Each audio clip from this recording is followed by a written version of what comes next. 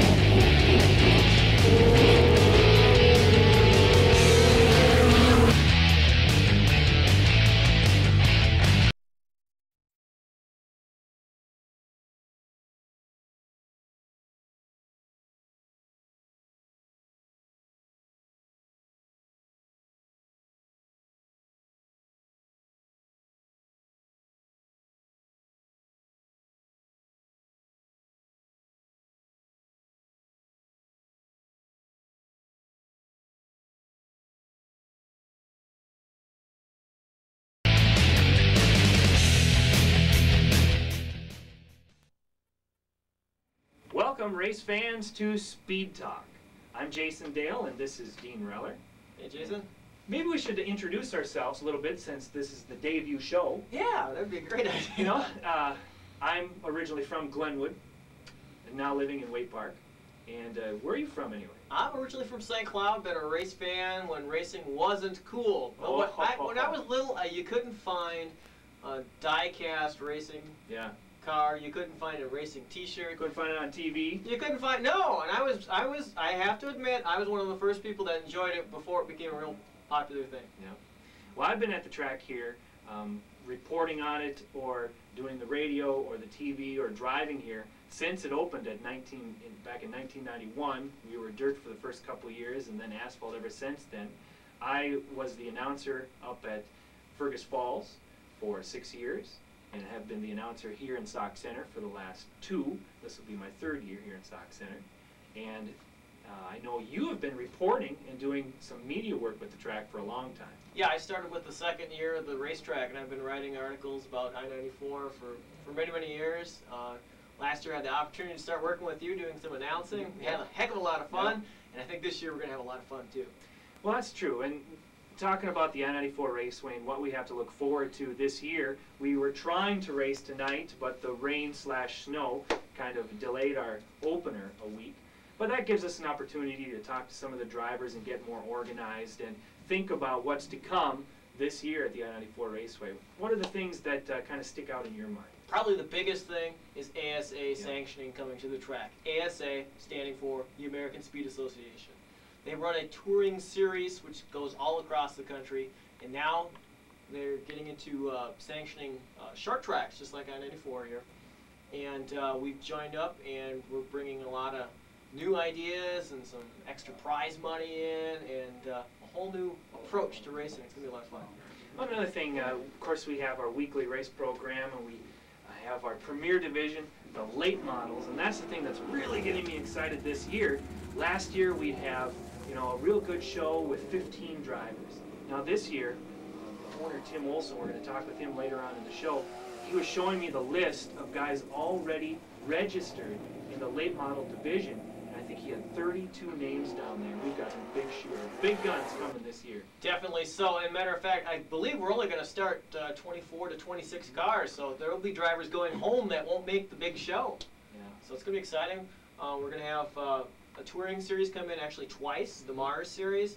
That's going to bring in about 20, 30 additional cars, so we could see as many as 50 to 60 late model cars trying to make a 28-car field. So it's going to be very exciting throughout the year. Of course, the late models, they look very similar to the ones you see on TV as far as the Busch and NASCAR and ASA cars. They look very similar to that. They fly around this track at upwards of 100 miles an hour around this track, and they're really a crowd pleaser. But there's a lot of other classes as well. The modifieds, when people who don't know about racing, I say they kind of look like dune buggies. They've got the open wheels, you know, and they're kind of well known around Minnesota for being a very popular class. Yeah, I personally am a big modified fan, have been for a number of years. They're fun to watch on the dirt and on the asphalt, wheel to wheel, a lot of contact, some bumping, some a lots of excitement. So It's just, I mean, there's some of everything. something about them. There's just something about it. I don't know. It's in my blood. I love modifieds. They're one of my favorite classes to watch. And the track has changed the rules this year in the modified, which makes it more affordable for these guys. It was getting a little bit ridiculous in the past. You know, the guys having to put 25 grand into their car just to compete. Now they're able to get into the program for between under $10,000. That's kind of what they're looking at, and I think that's going to bring more drivers to this track. It certainly has brought in a lot of interest. A lot of drivers have moved out of the modifieds into the late models. We've had a good influx of new drivers coming into the modifieds this year, so there'll be new names, new faces, new numbers to find out who's really good at. But I think the racing and the excitement's going to be there this year as well. Also this year we've got the Super Stocks. We have the Great North Legends are back. Thunder cars, which seem kind of like street stocks or pure stocks, and then the UCARs. And I think we're going to talk to one of the UCAR guys, Tony Hallerman, a little bit later on too. And that's a fun class to watch. They've been here for quite a few years, and they are affordable. That's one of the main things they're trying to get across. You don't have to have $1 million. You don't have to even have $10,000. You don't even have to have $1,000. Well, maybe $1,000. Well, $1,000 would help to be able to race UCAR in itself, the name, you can afford racing. Yes. That's where the name UCAR comes from. Yeah. They're front-wheel drive cars, unlike their traditional rear-wheel race cars, and that makes them run a little bit closer to the wall. Of course, that's a good thing because when they hit it, which they do often, they don't hit so hard. So better to scrape the wall than something else. Yeah, and there's plenty of it in the UCARs. Now, I even got a chance to ride in one last year during the course of a race, actually 2 races, a heat race and a feature race. And that was the ride of a lifetime, I'll tell you. You can see a lot of interesting things when you're sitting there watching cars zigging and zagging and your inches and touching and bumping, and you don't have any control because you're just along for the ride. Well, I know we have a lot of things to talk about as far as this track is concerned, but also the granddaddy is the ASA Touring Series, and maybe we should touch on that just a little bit. Oh yes, they've already had 3 races in as of this time right now, and one driver is just kind of running the show, kind of like Johnny Sauter did last year, and that's Joey Clanton out of Georgia in the 83 car.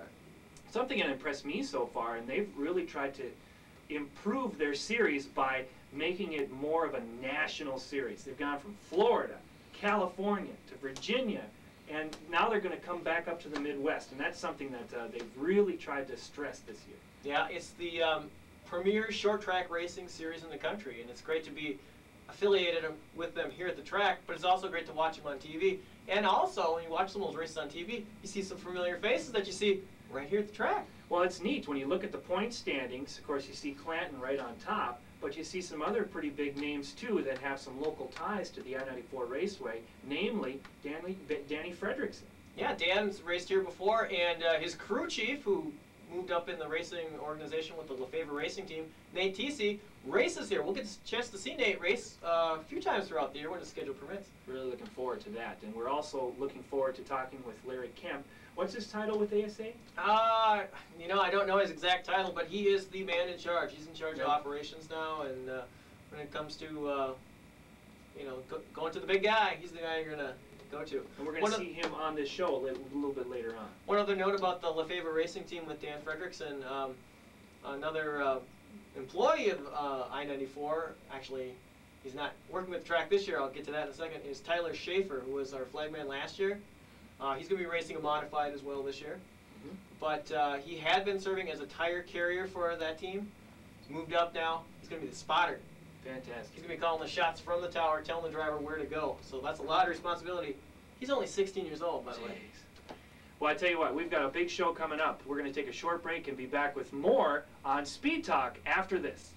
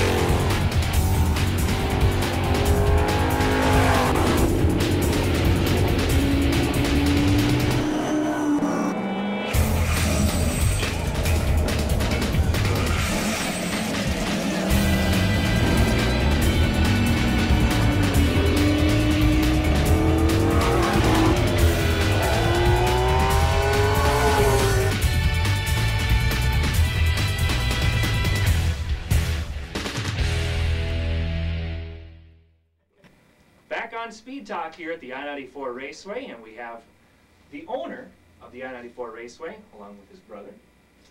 And this is Tim Olson, and also, of course, you are a late model driver here at the track and have been for quite some time. So how is that working out? This is last year you bought the track halfway through the year, and now starts your first full year of owning the track here at the I-94 Raceway. How's it gone so far? Well, there's been a lot more work leading up to the season. You know, I haven't had a lot of time to work on any cars or anything like that. It's just been mainly trying to get everything focused for all the drivers and the fans for this year. Trying to get, you know, with the ASA sanctioning and trying to get the point funds set up. So it's a great season for all the drivers. Have you kind of found out how much work actually goes into running a track, or did you anticipate this? No, we anticipated a lot of work. We kind of put my racing, Yeah. we're gonna put my racing on the back burner for a while, but I think in the long run it'll be better for the area. Cause, you know, I think being a racer, I think more of the racers respect more of the day-to-day routines and what we're trying to bring to them. You know, being there, doing it, and being involved in it in the past, I think they like it.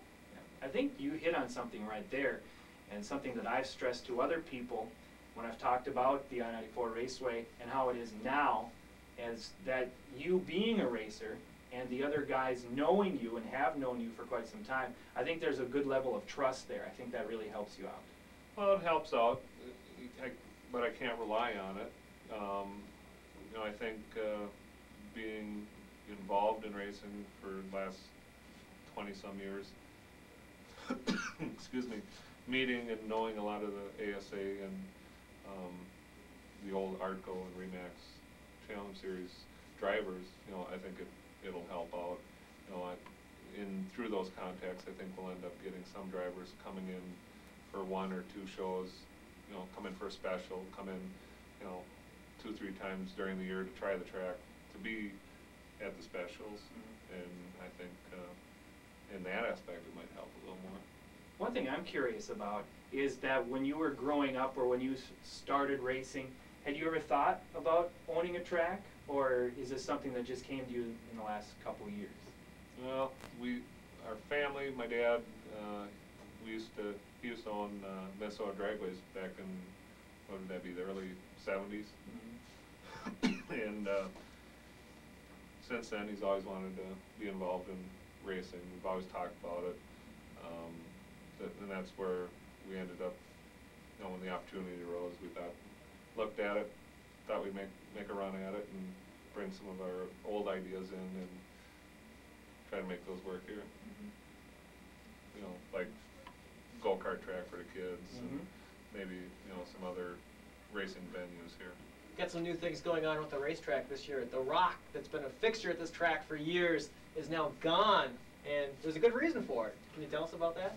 Well, you know, racing here for these years, you know, you've always had the rock there, and, you know, safety-wise, you know, you look at it and you think, well, maybe somebody might hit it.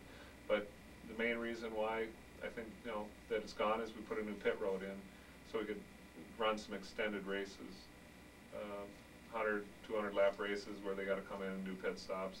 I think that'll bring a new, different avenue, different view to the fans, you know, having cars doing live pit stops during the race. And some of the other races during the season, the different classes will be using the pit area not for just doing hot pits, but they'll set up their pit equipment and actually kind of service the car during the course of a race night there too. Yeah, what we've been looking at is try alternating different classes through the infield, you know, but not allow them to bring their haulers and trailers into the infield and park, so it doesn't obstruct the view of the fans. That way the fans will be able to see what the routine is during the evening, what a lot of people are doing to their cars, you know, motor work, tires, you know, changing gears, all the different aspects that the crews are going through. So I think they'll be excited for it. Yeah, a lot of people don't realize what goes on in the pit area during the course of a race night. There's a lot of activity the whole night long before the races start. during races, in between races, and even after the races too. Yeah, you know, you got tires. You know, everybody wants to size their tires to get the correct, you know, tire circumference on them. You know, you got the fuel. You're changing springs. You're doing a lot of the, like a regular maintenance program. You know, it's like doing a full car maintenance on your street car all in one, you know, half hour, you know, shot. So it's, you know, they're greasing everything, they're tightening, they're changing gears, they're adjusting all the tire staggers, and, you know, just so they get that little extra edge for the main event. That's something that Dean and I have run into quite a bit when we're interviewing drivers, and we say, hey, did you see the Thunder Car race? Hey, did you see the modified race? Or other pit crews? And they say, I've only seen the race that we were in, you know, because they're down there working on their car all night long. And that has to be an unusual situation for you, too, because you have a lot of things to think about other than just your racing on the track. And so that's kind of puts you in a difficult position. How have you been able to deal with that? Because you're still very successful in the late model division, our premier division. Can you just put that out of your mind for a race, or is it still in there? Well, I guess I feel lucky on that because my crew, they've been with me for a long time, and when we decided to buy the track, kind of put a different twist into my crew. Mm-hmm. You know, I was real heavily involved in working on the car. After we bought the track, I became like a driver. I was the Now driver. you're just the driver. I was the driver with the helmet. I'd show up at race time, and my crew would have the car together for me, and I think they've done a good job with it. Hmm. You know, I removed myself from that. I just basically show up when it's time to get in the car. Just like a true professional driver. Yeah, really. Brings that professionalism here. I mean, you go to a lot of the touring series races and stuff, and the drivers don't work on the cars there anyway, do they?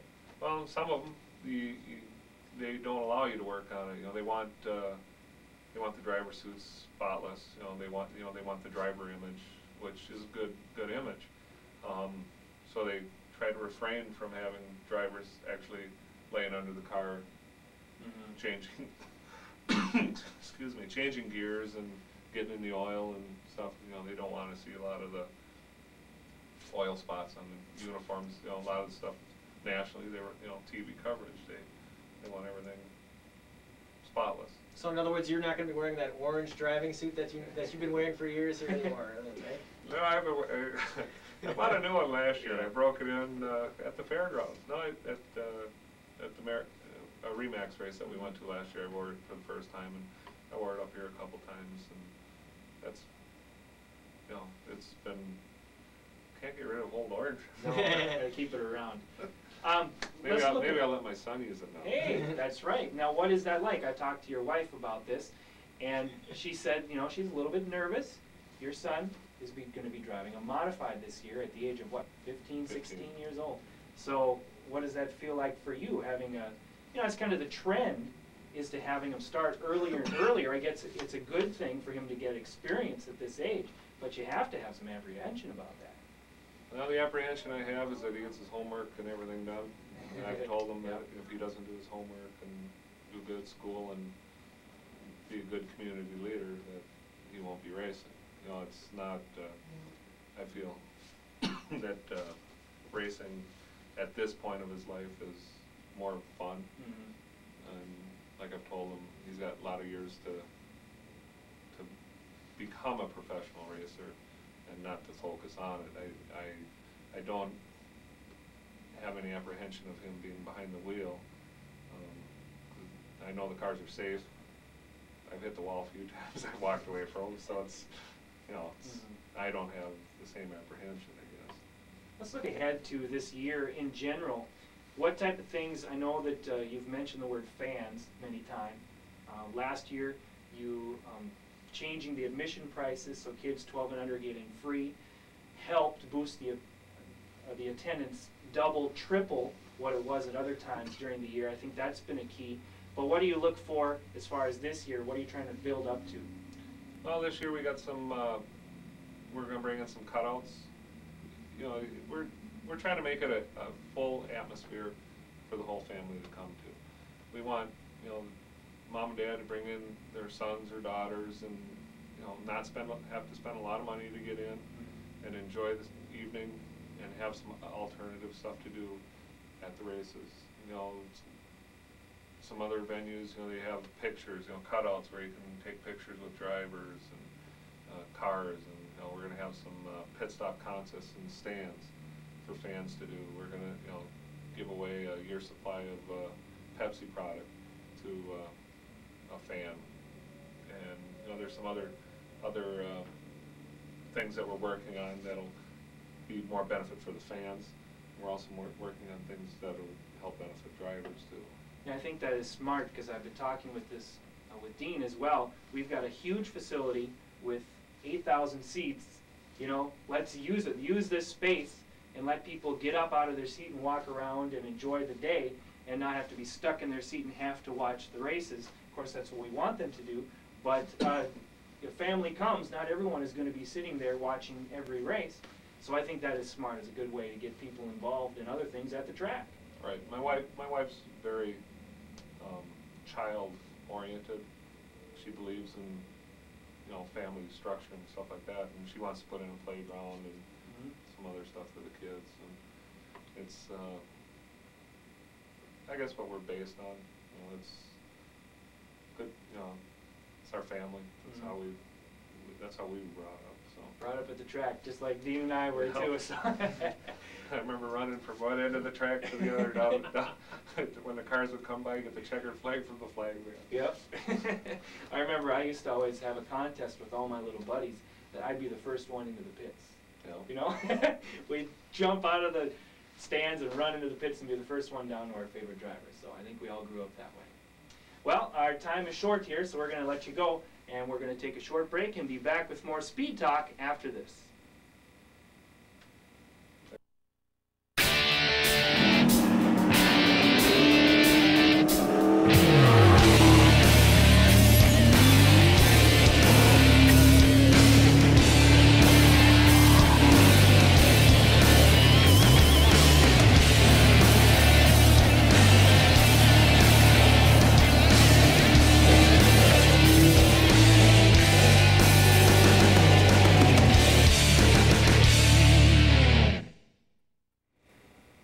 On Speed Talk with one of our drivers from last year, top 10 in the UCAR division, Tony the Tiger.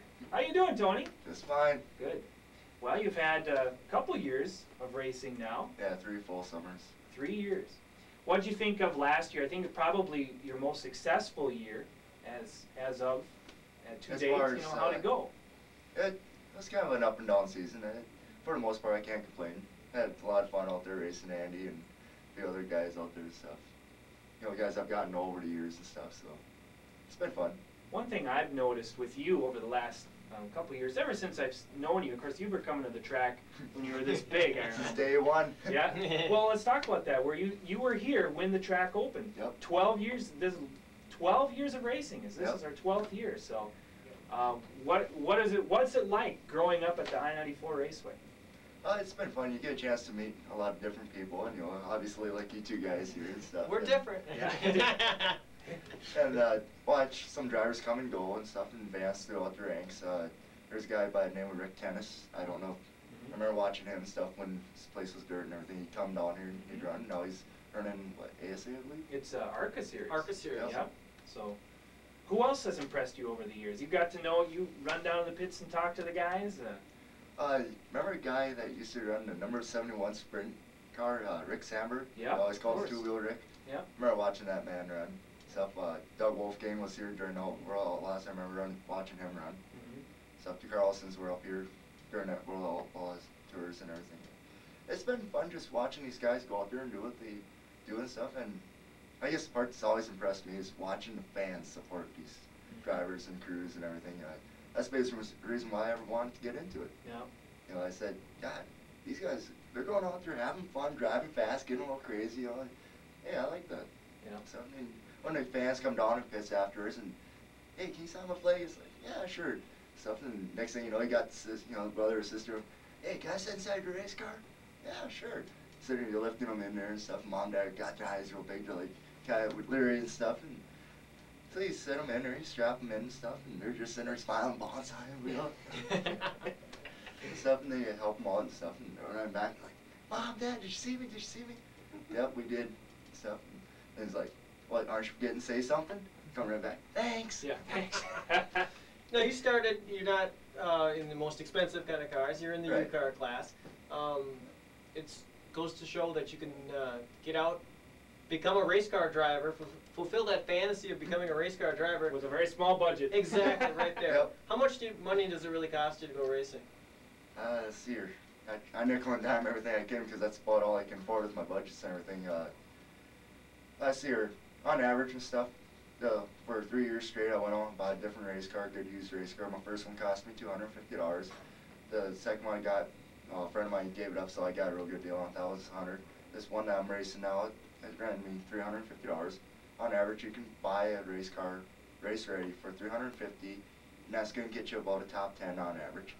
You can go out there and spend $800 and you really have it something that you can win with. So That's pretty affordable because on a late model the tires are about $100 a piece. Yeah. So that's just one time around the car. Yep. You know, you race the whole season on 2 sets of late model tires. So I mean, that's a pretty good deal for to get started in racing. That and the parts are really easy to find too. I mean, most junkyards carry them, everything. For example, last night and stuff, I broke a water pump and stuff, and for the water pump, brand new, it cost me $18. It's like when they said $18, I'm like, oh, I'm not even calling a junkyard for this. I can afford $18. So. What are you looking forward to this year? This year, I guess I'm looking. Things got a little rough last year in that class. Yeah. They did. You know, what's it going to be like this year?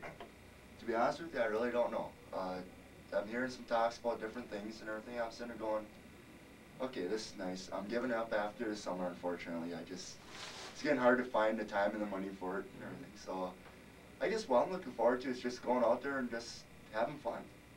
You know, I'm not going to focus on points this year. I'm not going to focus on anything else and let these guys sit there and when these guys throw these temper tantrums and whatever like I did last year, unfortunately. So I'm just going to simply stick by my car. Okay, hey, had fun.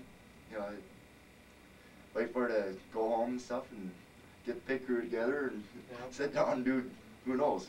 Well, as you know, I raced UCARs for a few years, way back when they first started.